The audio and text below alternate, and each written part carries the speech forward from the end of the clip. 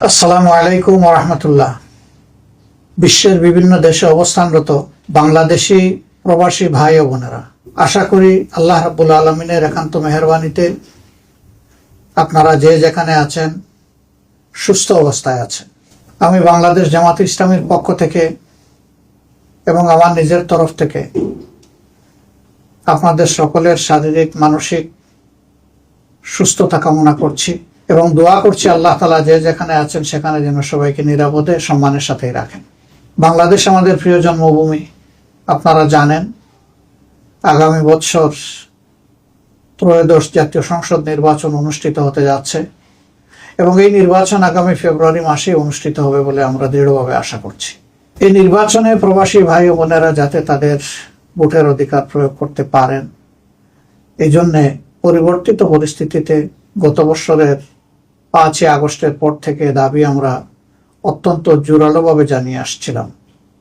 আনন্দের বিষয়ে দাবি ইতিমধ্যে গৃহীত হয়েছে এবং ইতিমধ্যে প্রবাসে অবস্থানরত বাংলাদেশি ভাই বোনদের ভোটার রেজিস্ট্রেশনের কাজও চলমান রয়েছে। তার পাশাপাশি যারা একান্ত এই সময়টা দেশে আসতে পারবেন না, তারা যাতে তাদের ভোটটা নিশ্চিত হয় সেই জন্য এই প্রথমবারের মতো অনলাইনে অ্যাপসে ভোট দেওয়ার উদ্যোগ নেওয়া হয়েছে। কাজেই যারা আসতে পারবেন না তাদের দুটি রেজিস্ট্রেশন লাগছে, একটি ভোটার হওয়ার জন্য আর একটা ভোট দেওয়ার জন্য প্রবাসে অবস্থান করে। আর যারা দেশে আসতে পারবেন সেটা মোস্ট ওয়েলকাম, কারণ আপনারা বাংলাদেশের অর্থনীতির চাকাকে চালু রেখেছেন। আমাদের অর্থনীতিতে বৈদেশিক মুদ্রা আসে, 1 নম্বর খাত হচ্ছে আমাদের গার্মেন্টস, 2 নম্বর খাত হচ্ছে আমাদের প্রবাসী ভাই বোনদের রিমিটেন্স। কিন্তু গার্মেন্টের যে খাতে আসে সেই টাকাটা গার্মেন্টের খাতেই খরচ হয়ে যায়। আপনাদের টাকাটাই মূলত রাষ্ট্রের কাজে বেশিরভাগ ব্যবহৃত হয়।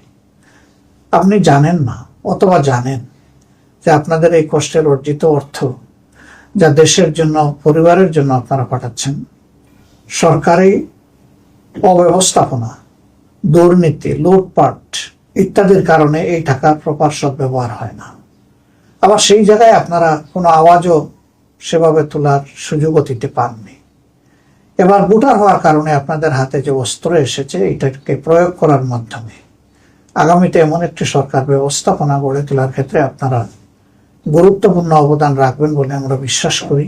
আপনাদের আস্থা এবং বিবেচনা অনুযায়ী যেই দল কিংবা পক্ষ সরকার পরিচালনার দায়িত্বে পেলে জনগণের সম্পদের মালিক না হয়ে জনগণের সম্পদের পাহারাদার হবে এবং জনগণের সেবক হবে, সেই দলটার হাতেই আগামী দিনের চাবি দেশ পরিচালনার উঠুক, সেটা আমরা সকলে প্রত্যাশা করি, কামনা করি। বাংলাদেশ জামাত ইসলামী আপনাদের সকলের ভোটের অধিকারের প্রতি দারুণ শ্রদ্ধাশীল। এই জন্যেই রিমিটেন্স যোদ্ধাদের সর্ববৃহৎ অথবা সবচেয়ে গুরুত্বপূর্ণ এই অধিকারটি তাদের হাতে তুলে দেওয়ার জন্য ছিল আমাদের লড়াই। এই লড়াই তখনই সার্থকতা পাবে যখন আপনারা ব্যাপক হারে ভোটে অংশগ্রহণ করবেন। আপনি অবশ্যই আপনার পছন্দের দল এবং প্রার্থীকে নির্বাচিত করবেন, এক্ষেত্রে আপনার পূর্ণ স্বাধীনতা রয়েছে।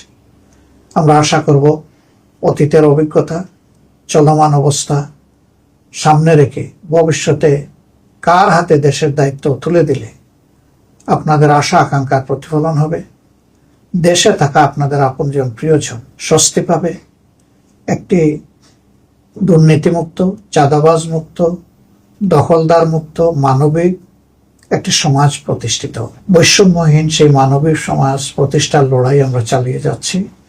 এই লড়াইয়ে আপনাদের সকলের দোয়া, ভালোবাসার সমর্থন আমরা প্রত্যাশা করি। আপনারা ভালো থাকবেন। আল্লাহ তাআলা আপনাদেরকে, আপনাদের পরিবারের সকলকে, আপনাদের বন্ধু বান্ধবকে সুস্থ রাখুন, ভালো রাখুন।